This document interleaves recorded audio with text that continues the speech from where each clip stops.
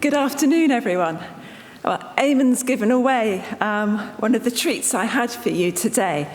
But before I give you the next episode towards our box set of salary financial services, I want to talk about risk, and specifically the risks, the level of risk that you conclude in your business following publication of the National Risk Assessment. Now, the National Risk Assessment was published in January 2020 and is the first comprehensive assessment of the money laundering and terrorist financing risks to the bailiwick. Now, as you can see from this slide, summarizing the assessment's key findings on risks across the sectors, it reinforced that private banking and the fiduciary sectors were our highest risk areas. Now, most banks and fiduciaries recognise in their business risk assessments and in their discussions with us that their business is higher risk. But in other sectors, there appears to be some firms who still regard their business as low risk, despite conclusions reached in the NRA that the risk is other than low. Now, I'm going to illustrate what I mean with what we are finding in the fund sector, where the National Risk Assessment has concluded that the risks are medium. Now, we have met fund administrators responsible for administering very significant sums invested in very diverse assets around the world for non-resident investors who describe their business as low risk. They tell us that because the schemes are closed-ended, their business is low risk. Because their scheme is a Guernsey collective investment scheme, the geographic risk is low.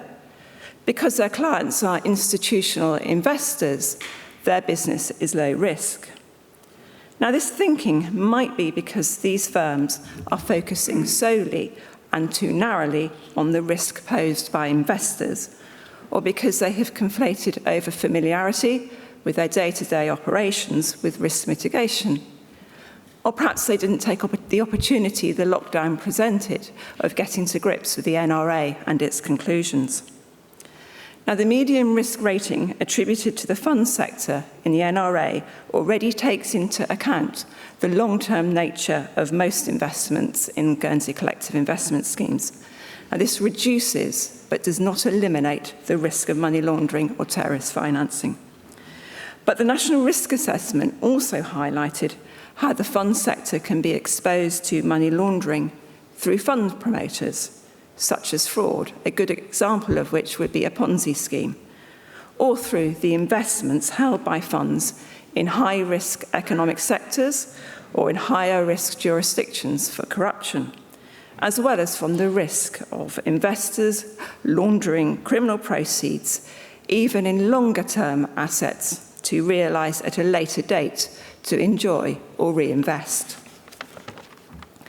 Now, there's just one key message for you to take away from my presentation today. It's please, please dip into the NRA and use it in reaching your views on what your money laundering and terrorist financing risks are and the extent of those risks to your business. Now, the main reason for this is obvious. Getting the assessment of risk right is fundamental to applying an effective risk-based approach, which leads to a better use of your resources as they are focused on higher risk areas. If that is wrong, your controls are not fully covering where your business is vulnerable to money laundering or terrorist financing. Now, if that's not a compelling reason, there are perhaps two further reasons you might find more persuasive to induce you to pick up the National Risk Assessment. Firstly, we are planning to some cross-sector themed supervision on business risk assessments to see how the NRA has been used, to see if the presentations and workshops we ran last year have been beneficial, as well as taking a forward look at current industry thinking on risk to feed into updates to the National Risk Assessment in due course. Now, as usual with our thematics, it will involve engaging with a good number of firms across all sectors about their business risk assessments and extrapolating issues and trends to share with you, as well as give anonymised feedback on good and not so good practice that we have seen. Now, the second factor that I want to raise is Moneyval, which will be taking a keen interest in how the private sector assesses risk. I think you'd expect me to mention Moneyval, as the date of our evaluation now looks to be in late 2023, early 2024, so it's only 2.5 years away. Now, Moneyval will be here for 2 weeks, during which time it will have ample opportunity to meet many more firms than it did in 2014, to determine how well you understand your money laundering and terrorist financing risks, and apply commensurate risk-based measures to manage those risks. Now, they do this because there is a specific section in the report dedicated to how well the private sector applies AML-CFT controls and reports suspicious activity, for which the private sector will be rated accordingly. Now, Guernsey firms earned good praise last time from Moneyval, which was assessing us against the 2003 FATF standards, as opposed to the 2012 standards, which we will be assessed against in 2023.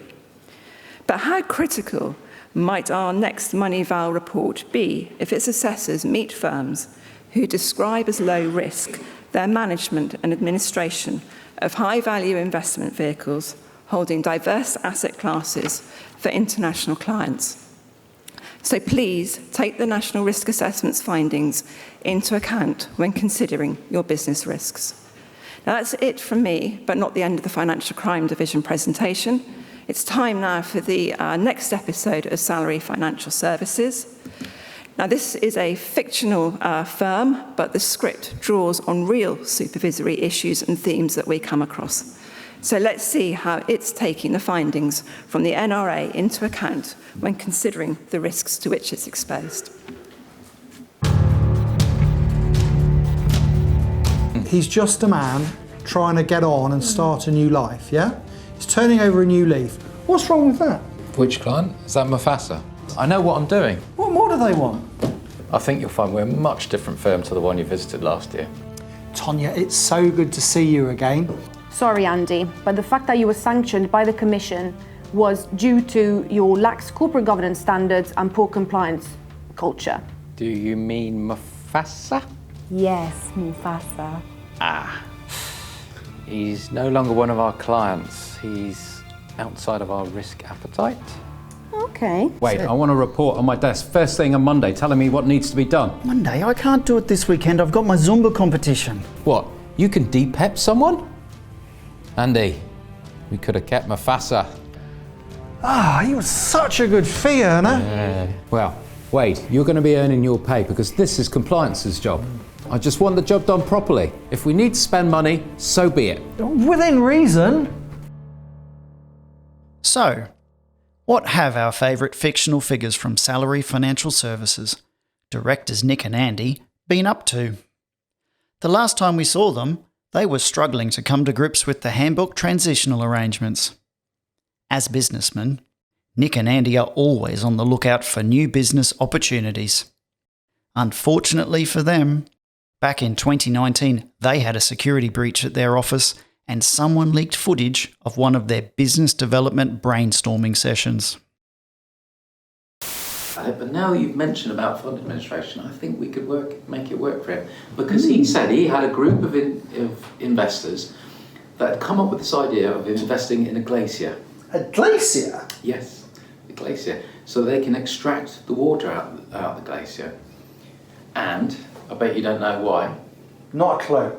Wow. In the Middle East, they've got lots of money, but they don't have fresh water. They have the desalination plants. So they want this high-grade water that you get in a glacier. Wow. I've heard one or two things about a wine fund. Oh, Yeah. Unfortunately, the last guys drank it. Huh.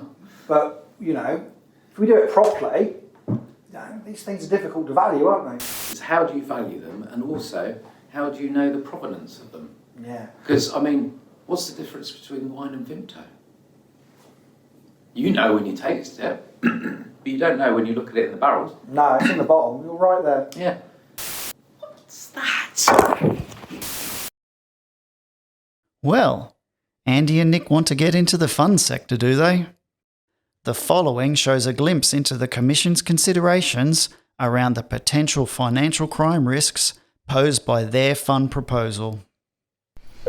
Hi Douglas. Morning, Tonya. How are you? Well, apart from the homeschooling challenges, I'm doing okay. So, talking about challenges, have you read through that application the Authorisations Division has sent across to us? Yes, I have. It didn't take too long, did it? I mean, I'm not surprised authorisations have asked for us to look through it.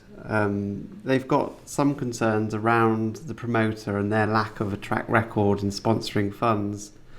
And there are a plethora of money laundering risks involved in their application. I mean, I guess we get a bit of an idea of why there's so many gaps in their application from that leaked footage.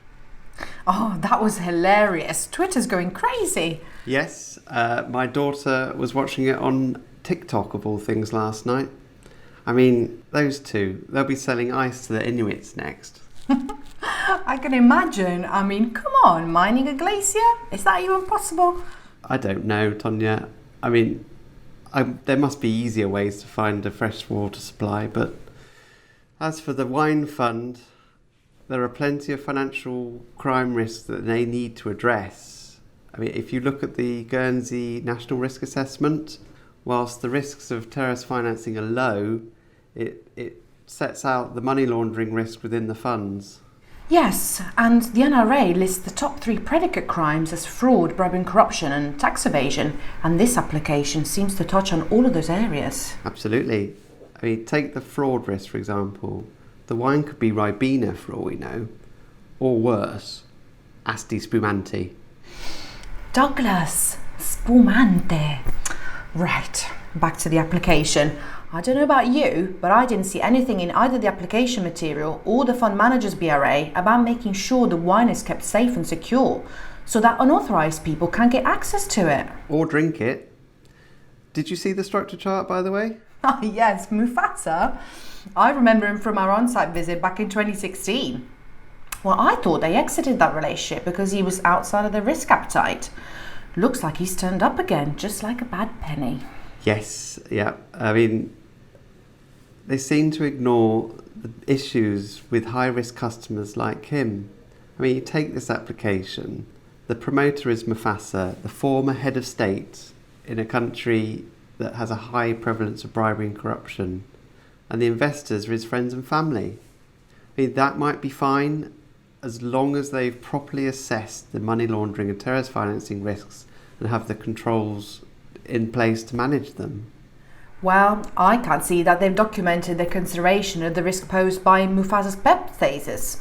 They've been quite vague on the source of funds of the investment, which combined with what we know about Mufasa, it raises the possibility that the investors are a front for him. Yep, this could be a textbook example lifted from the National Risk Assessment.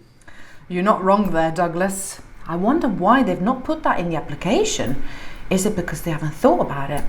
Or because they don't want to draw attention to it? I think it's because they haven't thought about it, Donya. I mean, I don't think these guys are trying to intentionally mislead us. I just think they don't have a proper understanding of the money laundering or terrorist financing risks. Maybe. Anyway, we've got our call with them soon. We'll just have to see what they've got to say then. Okay, see you in a minute, Douglas. Okay, Tonya, see you soon.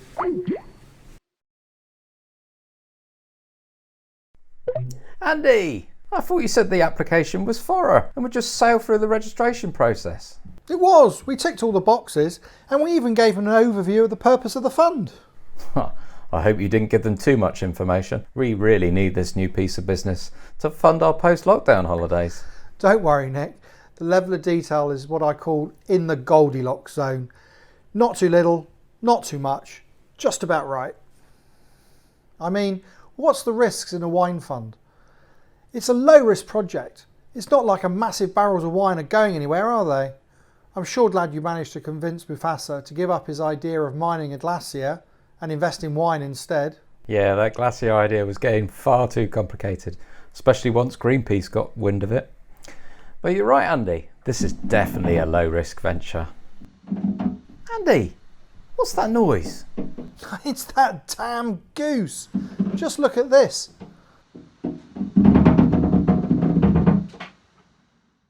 I tell you, I wouldn't have moved out of town if I'd known I'd had this much trouble with the livestock. Sounds like it needs to go in the pot, mate.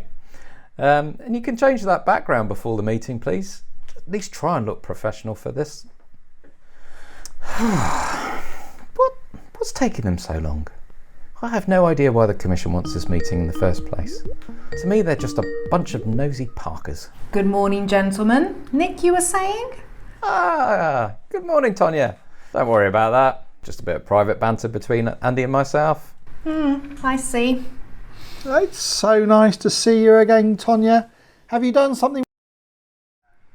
Andy, I've muted you. Can I remind you that as the host of this meeting, I have the ability to mute anyone if required. I imagine that's a feature your wife would like to have on occasion. Now, I'll have none of that talk, please, Andy. Let's keep the conversation in this meeting professional. Tonya, I completely agree. Andy, just tone it down. We really need this business. So, shall we get back to the purpose of this meeting? Your fund application? Yes, please, Douglas. There are time pressures at play here, so the sooner you can approve this fund, the better. The promoter's getting really impatient and may switch to another IFC. Well, we have some areas of your application that we need further clarification on before it can proceed any further. Oh, such as? Well, basically, we don't think you have properly assessed all of the pertinent financial crime risks with this type of fund structure. It's a closed-ended fund, invested in liquid assets. It's low risk, Tonya. Do you really think that, Andy? It may be wine, but it's not a liquid asset. And just because it's closed-ended doesn't mean that there are no financial crime risks with the underlying assets. Fraud, for example. Where are you sourcing the assets from? Assets? Oh, you mean the wine? Well, direct from some of the fastest growing but lesser known regions of wine production in the world. This is why the fund's going to be such a great investment, Tonya. It's getting into these regions really early. Well, that's good, I suppose. But where exactly are they, Andy? Well, we're getting some absolutely beautiful rosé from Tunisia of all places, and some amazing Merlot from Morocco. Morocco?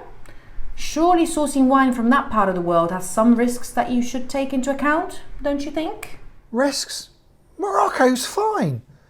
I went there on holiday about 5 years ago, drank some amazing wine. That's where this idea came from, you know. We expect the geographic areas where the fund is investing in to be considered as part of the fund manager's business risk assessment. Exactly. And apart from the geographical risks, the application doesn't say much about the potential fraud risks. How are you going to formally value the wine? Are there formal provenance certificates that you'll be collecting? Tonya, that goes without saying. We'll have all of that in place. Plus, I'm a bit of a wine connoisseur myself, you know, and we'll be relying on my intimate knowledge of all styles of wine to act as a sense check, in addition to any paperwork that we might be given. But again, as Douglas said, you've not discussed any of that in the BRA, Andy. Really? We didn't? I thought we would have done. You haven't talked about ensuring whether the wine is stored securely. Is it possible that the wine could be removed or replaced without your knowledge? These are all areas that the fund BRA must consider. Douglas, let me assure you that we will have it all in hand when the time comes to make the investment. I have no intention of investing in an operation that stores barrels of Vimto. Of course we've looked into ensuring the provenance of the wine and the safe custody of the investment. Good. You should include that in the business risk assessment, Nick.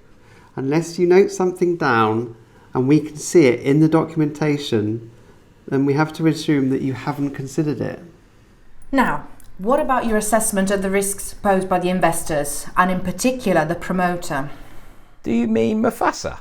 Yes, Mufasa. We've had a conversation about him previously, Nick, on our last on-site visit, if I recall. Don't remind me about that. I'm still paying for it. Well, I feel like I have to, Nick. I remember that he was a PEP and that you exited him as a customer because he was outside of your risk appetite. What's changed now? Look, there's two reasons, Tonya. Firstly, he's not a PEP anymore. And secondly, more importantly, it's not even his money. The money comes from the investors, who just happen to be his family and friends. He's just a promoter. I'm sorry. I've never understood what your issue is with Mufasa. Oh, mamma mia. Hold on there a minute, Nick. He was the head of state for a West African nation. You can't de-PEP him. He will always be a PEP, and so will his close family. Really? That's not what our compliance consultant told us. I'd be looking for a second opinion if I was you, Andy. And picking up from your second point of it not being his money, you've stated that the investors are friends and family of the promoter? Yes, his friends and family's money, not his, Tonya. Are you sure about that? Yes. If I wasn't sure, I wouldn't be doing it. Look, you lot have never understood Mufasa. Look, he's just a man, trying to make a fresh start in life. What's wrong with that? Yeah, what is wrong with that? I'm not saying he's a saint, but in my opinion, he's a fine, upstanding gentleman who's simply trying to make his way in the world. I'm sorry, Nick, but if you want this application to have any chance to succeed, you need to think a bit harder about the source of the funds for the investment. Have you thought about why Mufasa is asking his friends and family to make the investment, not him? Can you see how there could be a problem with that? No, Tonya, I can't see a problem with that at all. Oh, Andy, our concern is that illicit proceeds will be used to purchase shares in the fund. How much due diligence have you done on the investors? How can you be sure that the source of the funds is not from bribery and corruption?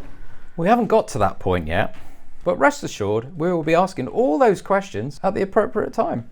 Can I ask, have you considered whether there are any tax implications for the investors? Tax? Tax implications? What tax? Andy, I'll take this. There are no tax implications. Mufasa and his family members have fixed tax arrangements. Look, let's cut to the chase. If we can answer all these questions in the next day or two, how long will it take you to approve it? As I said earlier, my customers are getting impatient and don't want to miss out on this fantastic opportunity for us, but also for Guernsey. Well, why is that, Nick? It's not like the wine's going to go off. Huh, it certainly doesn't have time to in my house. Well, Nick, I can assure you that we will look at the application as fast as we can, but whether the application is approved or not depends entirely on the level of detail that you include. If you can try and cover off the concerns that we've raised, that will go a long way towards it being approved. So, to summarise, you need to consider and then document the financial crime risks for the fund itself, including the assets, the promoter and the investors, and then how you're going to mitigate those risks. You will also need to pay particular attention to the PEP status of the promoter and identify his and the investor's source of funds and wealth, as there is a risk that they could be trying to find a safe path for funds stolen from state coffers. Fine, we'll do what the Commission requires of us. Andy, I'll call you back after this meeting has finished. After lunch, surely. No, now. Tonya, have they gone? I hope so. Well, that was interesting. Do you think they'll be able to cover off all those concerns? Not without making some serious structural changes to the proposal. I guess we'll just have to wait and see. So we will. Okay, Douglas, I'll catch you later. Okay, Tonya. Bye. Ciao, ciao. All characters and businesses appearing in this work are fictitious. All actors were volunteers and were not paid specifically for this performance. No licensees, heads of state, or geese were harmed during the making of this film.